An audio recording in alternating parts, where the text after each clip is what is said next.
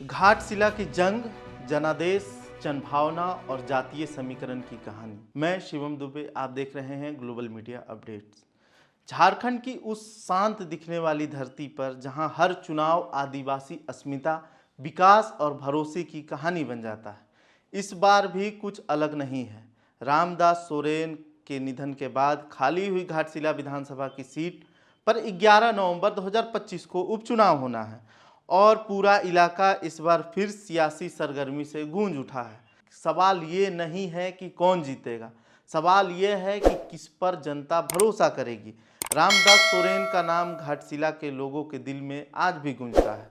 सादगी, काम के प्रति समर्पण और जनता से जुड़ाव, यह उनकी कहानी नहीं, पहचान थी। उनके जाने के बाद खाली हुई सीट पर अब सिर्फ एक उपचुनाव नहीं रही, यह एक उपचुनाव नहीं रही बल्कि यह जनादेश की लड़ाई बन गई है। भाजपा और जेएमएम दोनों के लिए एक बहुत बड़ी चुनौती बन चुकी है। भाजपा ने इस चुनाव को प्रतिष्ठा का सवाल बना लिया है। पार्टी ने 40 स्टार प्रचारकों की फौज उतारी है। बड़े चेहरे जो घाटशिला की गलियों, पंचायतों और सभाओं में जनता को लुभाने की कोशिश कर रहे हैं।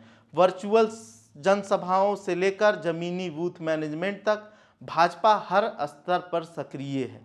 भाजपा ने अपना पुराना दांव फिर खेला है और पूर्व मुख्यमंत्री चंपई सोरेन के बेटे बाबूलाल सोरेन को इस बार मैदान में उतारा है। यह दांव खास इसलिए महत्वपूर्ण है क्योंकि पिछली बार यानी 2024 के चुनाव में बाबूलाल सोरेन पूर्व शिक्षा मंत्री दिवंगत रामदास सोरेन से 20 से 22 हजार से ज़्यादा वोटों से अंतर से हार गए थे। अब हार के बावजूद भाजपा अब उन्हें फिर से चुनावी लड़ाई में उतारकर आदिवासी वोट बैंक में सेंध लगाने की कोशिश कर रही है। यह कदम न केवल पार्टी की रणनीतिक महत्वाकांक्षा को दर्शाता है बल्कि यह उपचुनाव की संभावित राजनीतिक दिशा को भी बदल सकता है। कहानी का दिलचस्प मोड़ है भाजपा अब सिर्फ एक विपक्ष नहीं बनना चाहती बल्कि आदिवासी वोट बैंक में सेंध लगाकर अपनी जड़ें मजबूत करना चाहती है। अगर यह दांव चला तो ये उपचुनाव झारखंड की राजनीति का चेहरा बदल सकता है। दूसरी तरफ झारखंड मुक्ति मोर्चा या कहे जेएमएम ने भरोसे का कार्ड खेला है। पार्टी ने दिवंगत रामदास सोरेन के पुत्र सोमेश सोरेन को मैदान में उतारा है। लोगों के बीच यह बात आम है कि रामदास सोरेन जी के काम अधूरे हैं, उन्हें पूरा करने का मौका उनके बेटे को मिलना चाहिए। जेएमएम की प्रचार रणनीति जमीनी है। उनके नेता गांव-गांव जाकर जनता से सीधा संवाद कर रहे हैं। मुद्दे वही पुराने हैं लेकिन जरूरी सड़कों की हालात, स्कूलों की कमी, स्वास्थ्य सुविधाओं की बदहाली।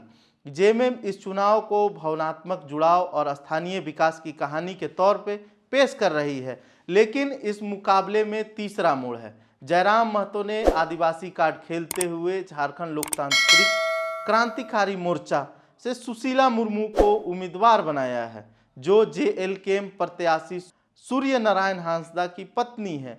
उनका संदेश साफ है, यह लड़ाई सिर्फ दलों की नहीं, आदिवासी पहचान की है।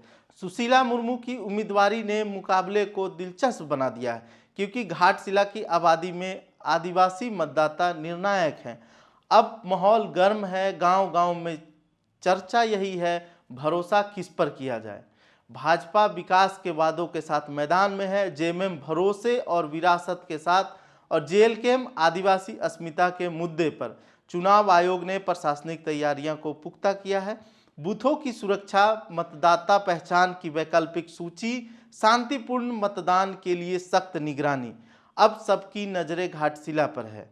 अगर जेएमएम जीतती है तो भावनात्मक और सामाजिक जुड़ाव की जीत होगी, खासकर आदिवासी समुदाय में।